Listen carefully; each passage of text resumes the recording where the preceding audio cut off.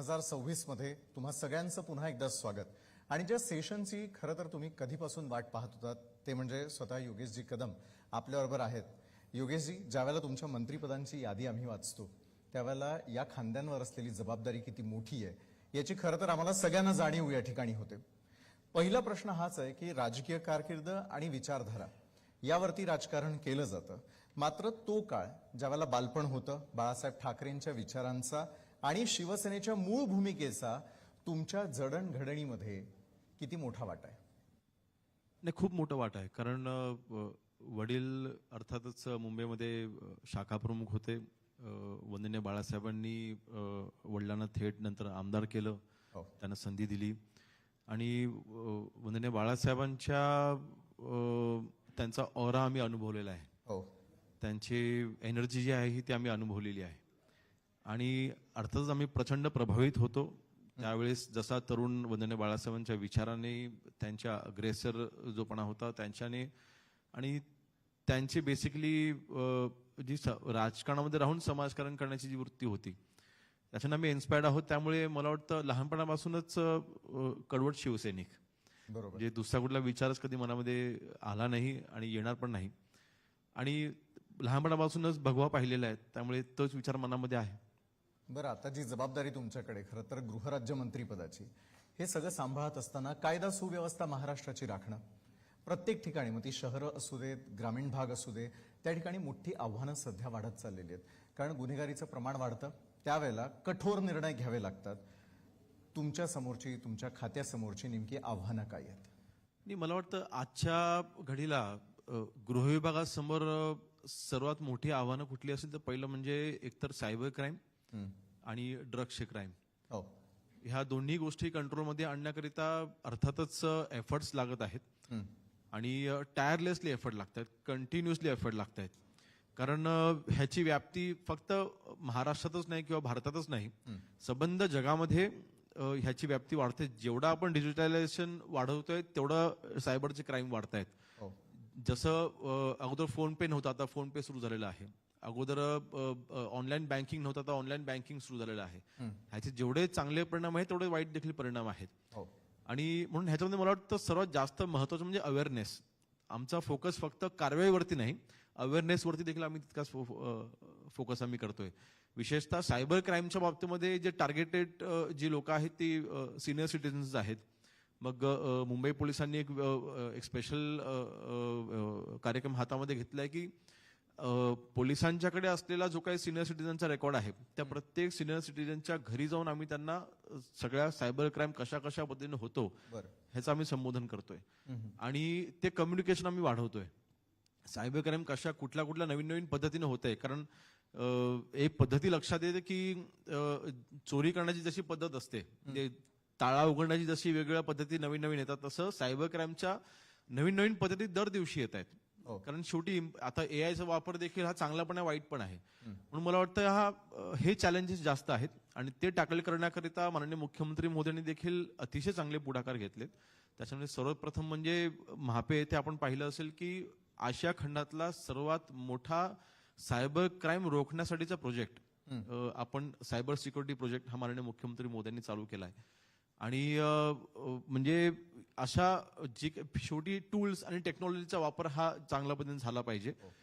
त्याचा वापर करून सायबर क्राईम रोखण्यासाठीचं ही जी आस्थापना आहे ती अतिशय चांगलं काम करते आणि कमेंडेबल काम करते. मला वाटतं अवेअरनेस आणि ऍक्शन ह्या दोन्ही गोष्टी आपण सायमल्टेनियसली करायचा त्यामध्ये प्रयत्न करतोय. बरोबर आहे. एक गोष्ट आपल्या सगळ्यांच्या आयुष्यात चुकत नाही, ती म्हणजे खाणं. जेवण करणं असेल, भेसळ असेल, याला आपण सगळेच जण सामोरं जाताना दिसतोय. मग ते ऑनलाईन मार्केटिंगच्या माध्यमातून असू देत किंवा आम्ही सर्वसामान्य बाजारात जाऊन जे घेतोय त्यामध्ये भेसळ असल्याच्या अनेक घटना घडत आहेत. खरं तर एफडीएनं संपूर्ण राज्यभरामध्ये फार मोठी कारवाई केल्याचं दिसून येत आहे. त्यामागचा मूळ उद्देश काय होता आणि काय निष्पन्न होताना दिसतंय?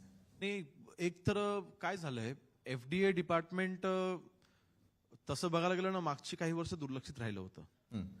ज्यावेळेस मी राज्यमंत्री म्हणून ह्या विभागाचा चार्ज घेतला, माननीय मंत्री मोदी आमचे झिरवळ साहेब आहेत, आम्ही जेव्हा चार्ज घेतला लक्षात आलं की आपल्याकडे आता फूड प्रोडक्शनच्या कंपनीज असू द्यात, त्या आस्थापना असू द्यात किंवा रेस्टॉरंट असू द्यात, 11 लाखच्या वरती आस्थापना आहेत आपल्याकडे दुकानं वगैरे ही सगळी. आणि ह्या 11 लाख वरती मॉनिटरिंग करायला आमच्याकडे स्टाफ किती होता? फक्त 30 लोक होती. बापरे. आणि रिक्त पदं 200च्या वरती रिक्त पदं होती फूड इन्स्पेक्टरची. ती पहिल्यांदा आम्ही ती रिक्त पदं आज आम्ही भरून घेतलेली आहेत. परंतु तरी सुद्धा ती कमीच आहेत. म्हणजे आज जवळपास 250च्या दरम्याने आपले फूड इन्स्पेक्टर्स आज महाराष्ट्रामध्ये कार्यरत आहेत. परंतु 250 जण हे 11 लाख असताना ते आज ते लक्ष देऊ शकत नाहीत. शक्यच नाहीये. ते प्रॅक्टिकली पॉसिबल नाहीये. तसंच आज जवळपास ज्या काही आता मेडिकल स्टोर्स असू द्यात किंवा औषधं बनवण्याच्या ज्या फॅक्टरीज आहेत किंवा जे काही दुकान आहेत त्यांच्यावरती लक्ष ठेवण्याकरिता आमच्याकडे सध्याला फक्त 40 ड्रग इन्स्पेक्टर आहेत. ती आम्ही पदं आता भरतोय. आणि माननीय मुख्यमंत्री मोदयांकडे आम्ही एक विनंती केलेली आहे, त्यांनी ती मान्य देखील केलेली आहे की ह्याची आकृतीबंध वाढवला पाहिजे. म्हणजे स्टाफिंग पॅटर्न हा वाढवला पाहिजे. बरोबर.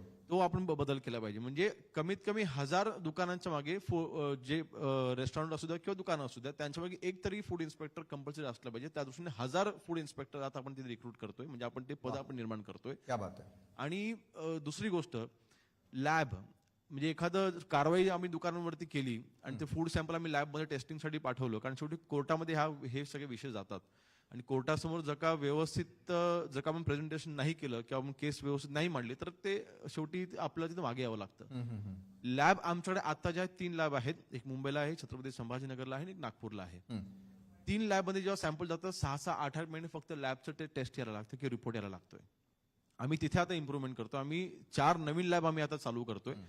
आणि ह्या 4 नवीन लॅब आत्ताच्या माध्यमातून आता जे लॅब आहेत तिकडे आम्ही नवीन इम्प्रुव्हमेंट करून आता 6 महिन्यावरून आम्ही 3 महिन्यावरती आलेलो आहोत. परंतु आमचं टार्गेट असं आहे की ह्या नवीन लॅब जेव्हा आम्ही तयार करू, ऑलरेडी माननीय मुख्यमंत्री मोदींनी त्याकरता फंड देखील अलॉट आम्हाला करून दिलेला आहे. आणि आता टेस्टिंगला पाठवलं की दुसऱ्या दिवशी रिपोर्ट आला पाहिजे.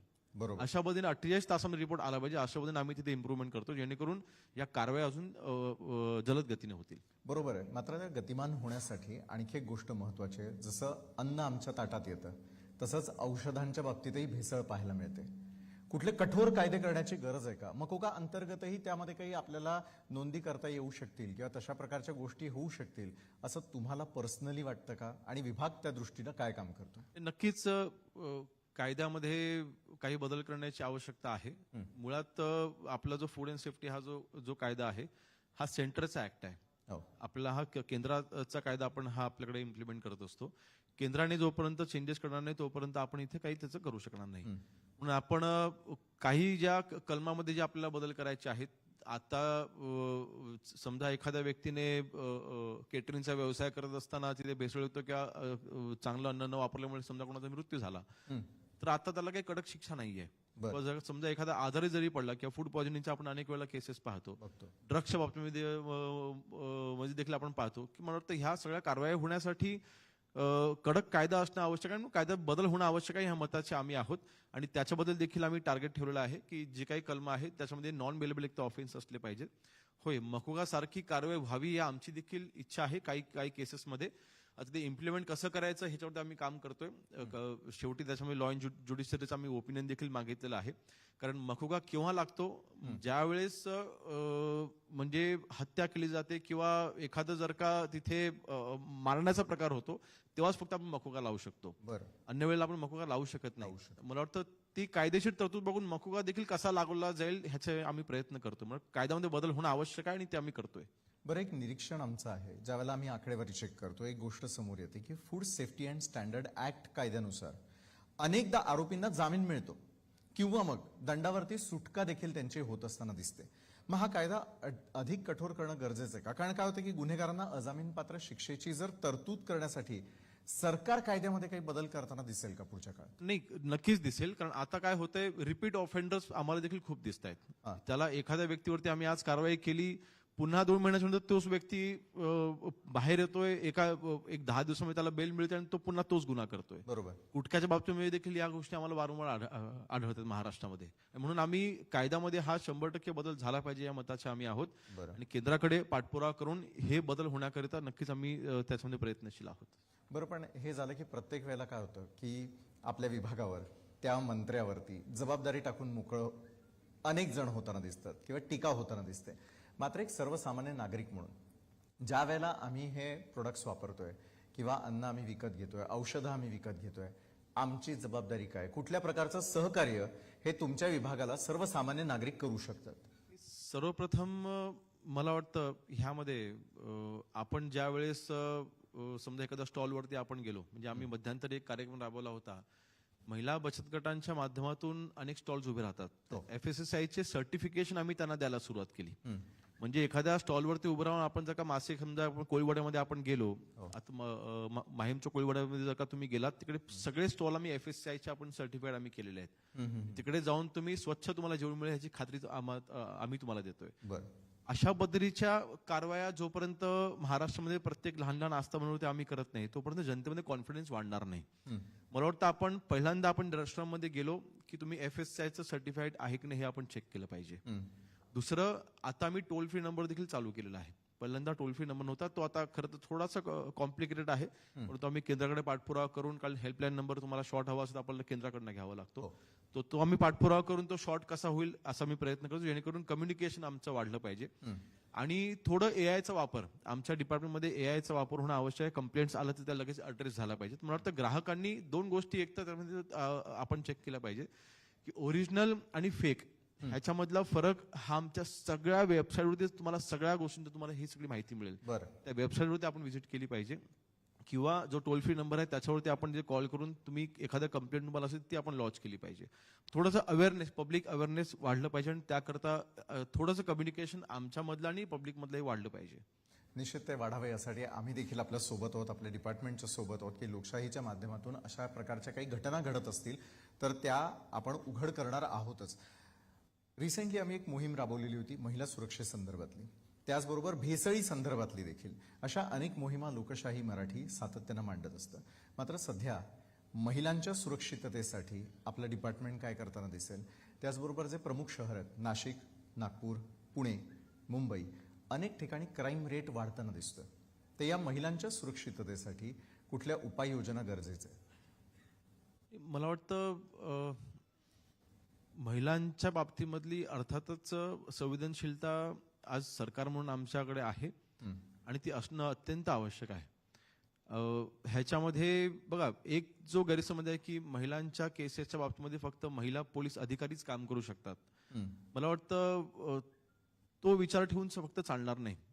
अनेक पुरुष अधिकारी देखील आहेत ज्यांनी महिलांच्या करिता अतिशय चांगलं काम केलेलं आहे, त्यांच्या सुरक्षिततेच्या करिता अतिशय चांगलं काम केलेलं आहे. तर मला वाटतं ह्या कारवाया करत असताना पहिल्यांदा मी एज ग्रुप बघतोय, कुठल्या एज ग्रुपच्या महिलांना जास्त अडचणींना सामोरं जावं लागते, कुठल्या पद्धतीच्या अडचणींना सामोरं जावं लागते. समजा एखाद्या कुठला अनुचित प्रकार घडत असेल तर तो का घडतोय, कोण करतंय, ह्याचं सगळं बायफर्केशन आज आम्ही केलेलं आहे. पहिल्यांदा हे ऑब्झर्वेशन व्हायचं नाही, बरोबर, किंवा ह्याच्याबद्दल स्टडी व्हायचं नाही. माननीय मुख्यमंत्री महोदयांनी ह्याच्यामध्ये एक आदेश असे दिले की हे गोष्टी का घडतायत, कोणा माध्यमातून घडतायत, कोणाच्या माध्यमातून घडतायत, ह्याचं अवलोकन पोलीस डिपार्टमेंटने केल्याशिवाय आपण त्याच्यावरती काम कसं करणार, म्हणून आम्ही ते पहिल्यांदा केलं. मग एक गोष्ट लक्षात आली की ज्यावेळेला महिलांवरती अत्याचार होतात 95% पेक्षा जास्त ते ओळखीच्या व्यक्तीकडनं होत आहेत, ही एक बाब समोर आली. म्हणजे ह्याच्यामध्ये मला वाटतं थोडंसं सामाजिक प्रबोधन पण तितकंच गरजेचं आहे. कारण फक्त पोलिसांकडनं आपण आज कारवाईची अपेक्षा ठेवतो, पण पोलीस कायदा सुव्यवस्था राखण्यामध्ये नक्कीच पोलिसांची जबाबदारी आहे, धाक असणं ही पोलिसांची जबाबदारी आहे, परंतु थोडं सामाजिक प्रबोधन हे करणं तितकंच मला वाटतं हे गृहविभाग आणि पब्लिक अवेअरनेस ह्या दोन्ही गोष्टी एकत्र चालल्या पाहिजेत. आम्ही ते देखील प्रयत्न करतोय.